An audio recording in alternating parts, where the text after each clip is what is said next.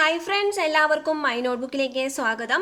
ഇന്നത്തെ വീഡിയോയിൽ നമ്മൾ ഡിസ്കസ് ചെയ്യാൻ പോകുന്നത് കൂടിയാട്ടത്തെ പറ്റിയിട്ടാണ്. അപ്പോൾ കഴിഞ്ഞ ക്ലാസ്സിൽ നമ്മൾ ഡിസ്കസ് ചെയ്തത് ഫോൾക്ക് ഡാൻസും കൂത്തുമായിരുന്നു.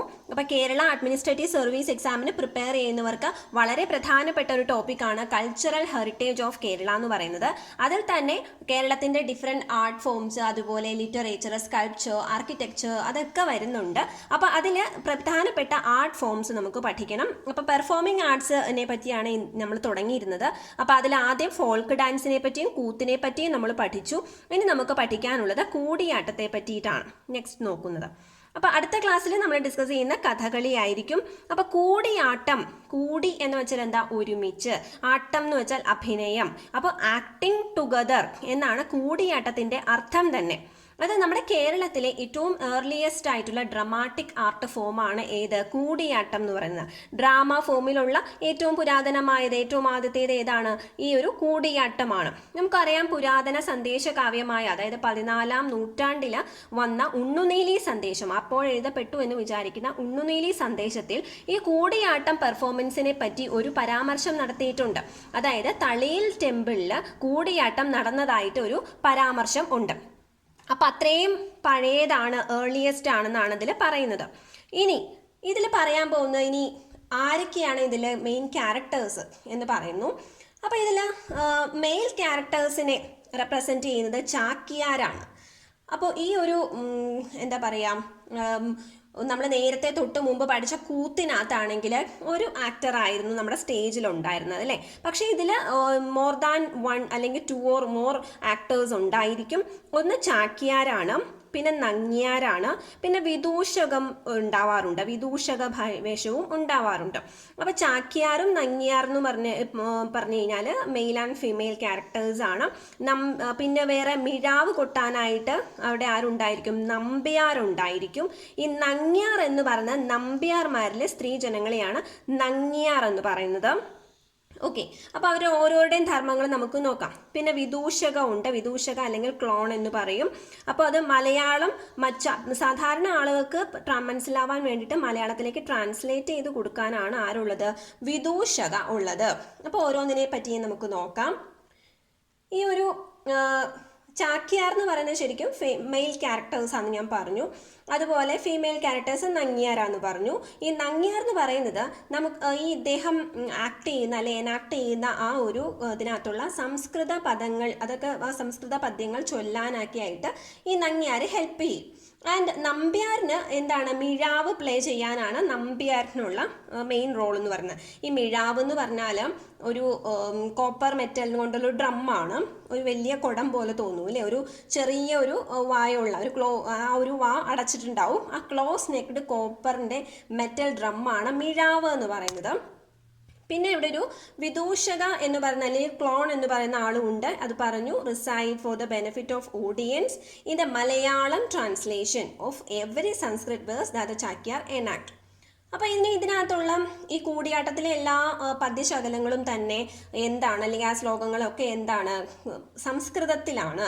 പിന്നെ ഈ ചാക്യാർമാർക്ക് പ്രധാനമായിട്ടും 20 പ്ലേസ് ഓഫ് ഡിഫറെൻറ്റ് ഓതേഴ്സ് ഉണ്ട്. ചാക്യാർമാർക്ക് അല്ലെങ്കിൽ ഈ കൂടിയാട്ടം അവതരിപ്പിക്കുമ്പോൾ അവർക്ക് പ്രധാനമായിട്ടുമുള്ള 20 പ്ലേസ് ഉണ്ട്. ഈ ഒരു കഥ വെച്ചിട്ടാണ് ഇവരിത് പ്ലേ ചെയ്യുന്നത്. അപ്പോൾ ഏതൊക്കെയാണെന്ന് നോക്കാം, അല്ലെങ്കിൽ ആരുടെയൊക്കെയാണെന്ന് നോക്കാം. പ്രധാനപ്പെട്ട ഓതേഴ്സ് എന്ന് പറഞ്ഞാൽ ഒന്ന് ഭാസൻ, അതുപോലെ ശക്തിഭദ്രൻ, കുലശേഖര വർമ്മൻ, അതുപോലെ ശ്രീഹർഷ, അതുപോലെ ബോധയാന, നീലകണ്ഠൻ, അതുപോലെ കാളിദാസൻ എന്നിവരുടെയൊക്കെ എന്നിവരുടെ എല്ലാവരുടെയും ചേർത്ത് 20 പ്ലേസ് ആണ് പ്രധാനമായിട്ടും അവർ ഇതിന് പെർഫോം ചെയ്യാൻ വേണ്ടി ഉപയോഗിക്കുന്നത്. പിന്നെ ഇതിനകത്ത് വേറൊരു പ്രധാനപ്പെട്ട ഒരു സംസ്കൃത് പോയറ്റാണ് തോലൻ എന്ന് പറയുന്നത്.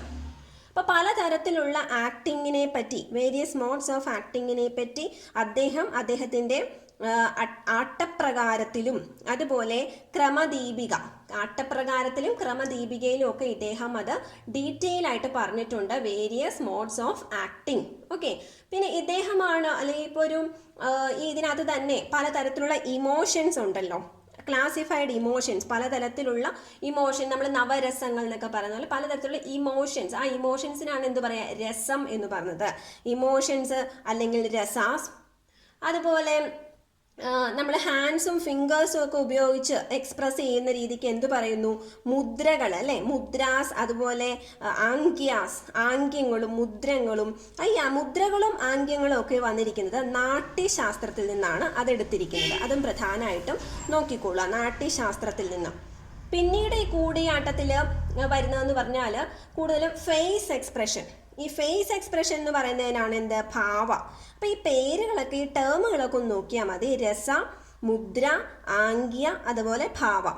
രസം, മുദ്രകൾ, ആംഗ്യങ്ങൾ, അതുപോലെ തന്നെ ഭാവം എന്ന് പറയുന്നത്. അപ്പോൾ ഫേസ് എക്സ്പ്രഷൻ ആണ് ഭാവം എന്ന് പറയുന്നത്. ഇനി ഡ്രസ്സ് മെറ്റീരിയൽസ്, അല്ലെങ്കിൽ ഈ ഡ്രസ്സ് ഏതൊക്കെ ടൈപ്പാണ് എന്ന് നമുക്ക് നോക്കാം. അപ്പോൾ ഈ കൂടിയാട്ടത്തിൽ എന്താണെന്ന് വെച്ചാൽ കൂത്ത് പോലെ, കൂത്തിനകത്താണെങ്കിൽ എന്താണ്, നമുക്ക് ഈ ചാക്യാർമാർക്ക് എന്തു വേണമെങ്കിലും പറയാൻ പറ്റും, അതിനുള്ള ഫ്രീഡം ഉണ്ട്. അത് വിത്തൗട്ട് ഫിയർ അല്ലെങ്കിൽ വിത്തൗട്ട് എനി ഫേവർ അവർക്ക് ചെയ്യാൻ സാധിക്കും. അപ്പോൾ കൂടിയാട്ടത്തിലും ഇതുപോലെ തന്നെയാണ് വരുന്നത്. പിന്നെ വിദൂഷകന്റെ കാര്യത്തിലാണ് പ്രധാനമായിട്ട് ഡ്രസ്സിന്റെ കാര്യം പറയുന്നത്. വളരെ ആന്റിക്വേറ്റഡ് ഫാഷനിലുള്ള ഒരു പ്രത്യേക ഡ്രസ്സായിരിക്കും അദ്ദേഹത്തിന്. ഒരു ക്രിംസൺ ക്ലോത്ത് ആണ് അദ്ദേഹം ധരിച്ചിരിക്കുന്നത്. ക്രിംസൺ റെഡ് ക്ലോത്ത് ആണ്, ഒരു കാവി കളറാണ് വരുന്നത്. പിന്നീട് ഇദ്ദേഹത്തിൻ്റെ ഒരു ചെവിയിലും റോൾഡ് ബീറ്റൽ ലീഫ് കൊണ്ട്, അല്ലെങ്കിൽ ഒരു ചെവിയിലാണെങ്കിൽ ചുവന്ന പൂക്കൾ അതുകൊണ്ട് അലങ്കരിച്ചിട്ടുണ്ടായിരിക്കും. ഒരു പ്രത്യേക രീതിയിലാണ് അദ്ദേഹത്തിൻ്റെ മാത്രം ഡ്രസ്സ് വരുന്നത്. പിന്നെ ഇതിനകത്ത് ലേഡി ക്യാരക്ടേഴ്സ് ഒക്കെ ആണെങ്കിൽ പ്ലെയിൻ ക്ലോത്ത്സ് തന്നെയാണ് ഉപയോഗിക്കുന്നത്, പ്ലെയിൻ ഡ്രസ്സ് തന്നെയാണ് ഉപയോഗിക്കുന്നത്. പിന്നെ ഇതിനകത്ത് പ്രധാനമായിട്ടും ഈ ഒരു കൂടിയാട്ടം പെർഫോം ചെയ്യുന്ന പല സ്ഥലങ്ങൾ പറയുകയാണെങ്കിൽ, ഒന്ന് കൂടൽ മാണിക്യം ടെമ്പിൾ, അതുപോലെ ഇരിഞ്ഞാലക്കുട, അതുപോലെ വെല്ലൂർ എന്ന് പറഞ്ഞാൽ വൈക്കം താലൂക്ക്, പിന്നെ തിരുമുഴിക്കുളം, അതുപോലെ പെരുമന്നം, അതുപോലെ കൊട്ടിയൂർ എന്നിവയുള്ള സ്ഥലങ്ങളിലൊക്കെ വർഷം തോറും ഇത് കൂടിയാട്ടം പെർഫോമൻസ് നടത്തുന്നുണ്ട്. അപ്പം ഇങ്ങനെ പല കാര്യങ്ങളുമാണ് വരുന്നത്. അപ്പോൾ നമ്മളിപ്പോൾ ഓൾറെഡി പഠിച്ചിരിക്കുന്നത് ഒന്നുകൂടി ജസ്റ്റ് ഒന്ന് പറയാം. അതായത് ഫോൾക്ക് ഡാൻസ്, കൂത്ത്, കൂടിയാട്ടമാണ്. കൂടിയാട്ടത്തിൽ പ്രധാനമായിട്ടും ഓർക്കേണ്ടത് എന്താണ് കൂടിയാട്ടം, അതിൻ്റെ ഏറ്റവും പ്രാചീനമാണ് എന്ന് പ്രൂവ് ചെയ്യാൻ വേണ്ടിയിട്ടുള്ള നമ്മുടെ ഉള്ളൊരു പ്രൂഫ് എന്ന് പറയുന്നത് ഉണ്ണുനീലി സന്ദേശത്തിൽ അത് മെൻഷൻ ചെയ്തിട്ടുണ്ട്.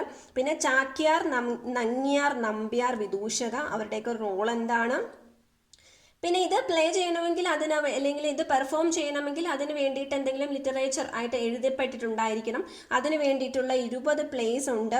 അപ്പം അത് ഭാസൻ, ശക്തിഭദ്രൻ, കുലശേഖരവർമ്മൻ, ശ്രീഹർഷൻ, ബോധയാന, നീലകണ്ഠൻ, കാളിദാസൻ എന്നിവരുടെയൊക്കെ കൃതികളാണ് എടുക്കാറ്. പിന്നീട് തോലൻ എന്ന് പറയുന്ന വളരെ ഇമ്പോർട്ടൻ്റ് ആയിട്ടുള്ള ഒരു സംസ്കൃത് പോയറ്റ് ഉണ്ട്. അദ്ദേഹത്തിൻ്റെതാണ് ആട്ടപ്രകാരവും അതുപോലെ ക്രമദീപികയും. അതിനാണ് അദ്ദേഹം പ്രധാനപ്പെട്ട ആക്ടിംഗ് ഫോംസിനെ പറ്റിയൊക്കെ പറയുന്നത്. ഇനി രസം, അതുപോലെ മുദ്ര, ആംഗ്യ, അതുപോലെ ഭാവ എന്നീ ടേമുകൾ നോക്കണം.